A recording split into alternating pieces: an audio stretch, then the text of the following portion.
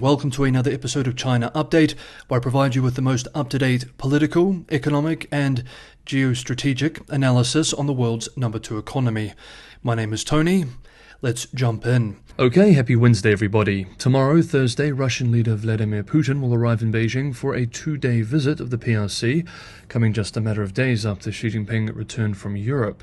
According to the PRC Foreign Ministry, Putin's newly appointed defense minister, as well as Foreign Minister Sergei Lavrov, the Security Council secretary, as well as a foreign policy advisor, will also attend an informal meeting between Putin and Xi tomorrow. The two leaders will also take part in a gala evening, quote, celebrating 75 years since the Soviet Union recognized the People's Republic of China, end quote.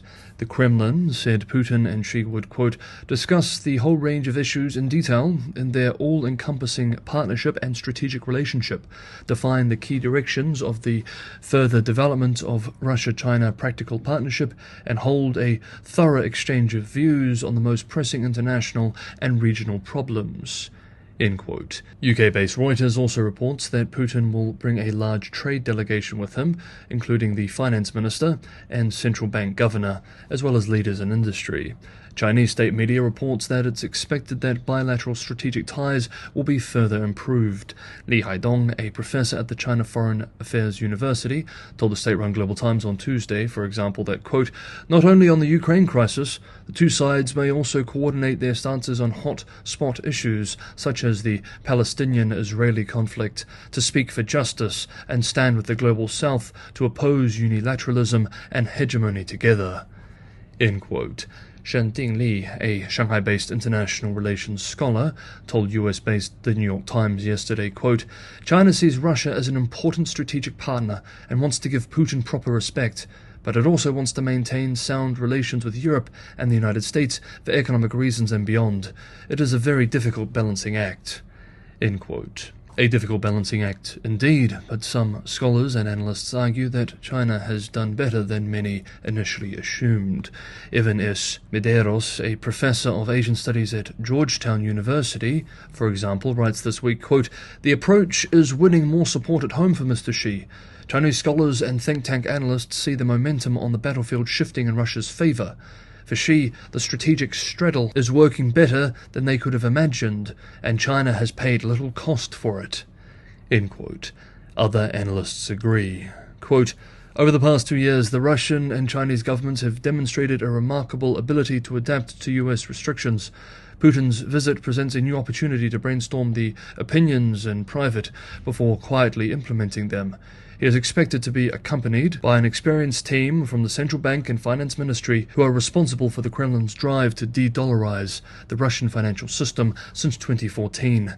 Their bold moves enabled the country to withstand the initial shock of sanctions and then rapidly switch its financial system from dependency on the dollar and euro to dependency on the renminbi. The next step for Moscow and Beijing, therefore, will be the creation of sophisticated infrastructure for clearing the most sensitive payments. This is unlikely to include any major Chinese bank integrated into the global financial system, but some of its 4,500 regional banks already have correspondent relationships with Russian banks.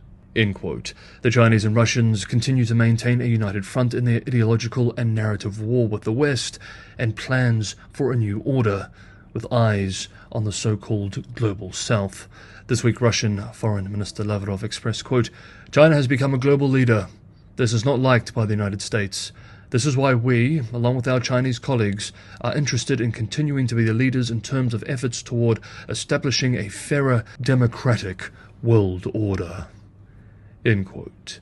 Next up, we move to the Chinese economy. Today, Wednesday, China's central bank held key policy rates quite steady. The People's Bank of China injected 125 billion yuan, $17.2 billion US dollars, worth of liquidity via the Medium-Term Lending Facility, MLF, which charges banks an interest rate of 2.5%.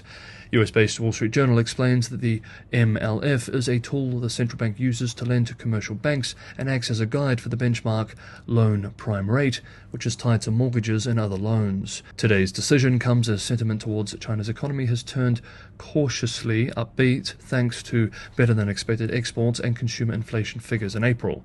Quote, many analysts still think more policy action is needed to help cement recovery momentum. The hold on the MLF rate may indicate that the benchmark loan prime rate will be the same as last month, as leaders are asked to price loans with MLF rates. End quote. The central bank will release the LPR rate next Monday. Next up, Lu Ting, managing director and chief China economist at Nomura, has predicted that the lifting of home buying curbs, which we have seen over the last few weeks, will have a, quote, very limited effect, end quote. In a note to clients, the renowned economist explained that it will not solve the, quote, myriad other challenges in China's real estate market, such as delayed property deliveries, particularly in lower-tier cities, where numerous developers have acquired land but have not commenced construction, end quote. He said that a decade ago, when the Chinese government introduced measures to encourage home buying, it soon led to speculation and pushed up prices. But today's China is different. Citizens have lower expectations, he says, for future income growth. Geopolitical tensions are festering, and the population is shrinking, he adds. Under these circumstances, it will be, quote, very difficult for China's property market to recover, end quote. As of today, according to research compiled by Chinese financial media outlet Caixin, a total of 15 provincial capitals, including Chengdu, Wuhan, and Nanjing, have fully scrapped home purchase restrictions since August. Other mid-sized cities, such as Jiaxing, Dalian, Qingdao, Ningbo, Xiamen, and Suzhou, have also done the same. Currently, only a few of China's biggest megacities, Beijing, Shanghai, Guangzhou, Shenzhen, and Tianjin, and the entirety of Hainan province, are still enforcing home buying curbs. Next up, we have one more economic update to cover, but just quickly, if you're getting some value from today's episode, it's a huge help if you can hit the like button. Subscribing is also a big help, sharing too, and Patreon and Buy Me a Coffee links are in the description for those who want to help keep the channel financially sustainable. It is this support that primarily helps the channel keep going. Thank you so much, everybody. Next up, some very good news for young foreign students who wish to stay working in China after graduation.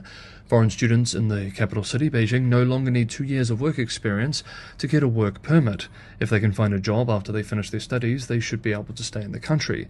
The Beijing International Youth Innovation Development Forum, in collaboration with the Beijing Public Security Bureau Exit and Entry Administration Bureau, along with universities in Beijing such as Peking University and the Beijing University of Technology, jointly announced the so-called Study in Beijing Plus initiative.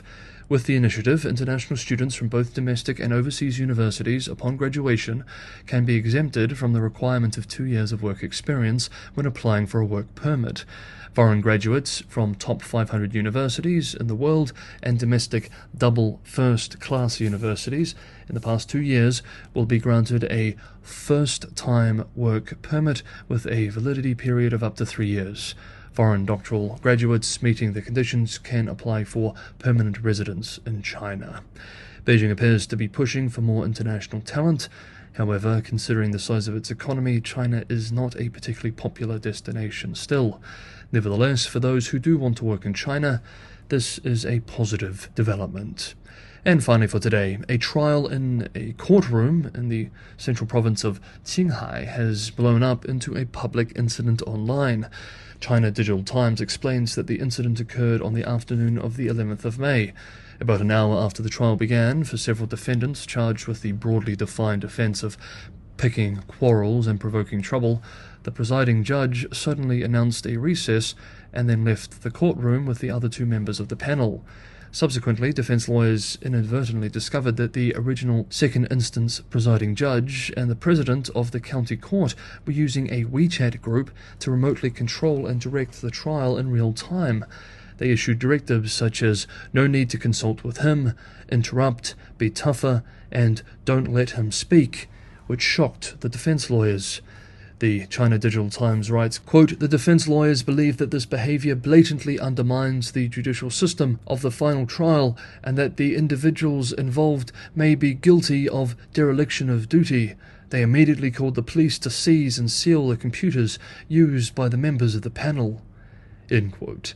The incident has blown up into a national conversation, not only within legal and academic circles, but media outlets such as The Paper and Southern Metropolis Daily have published commentaries. Some netizens criticize the senior court, while some lawyers condemn the incident for severely undermining China's criminal trial system. Okay, that is today's episode of China Update. Thank you so much, everybody, for watching. Have a good Wednesday, and I will see you all tomorrow.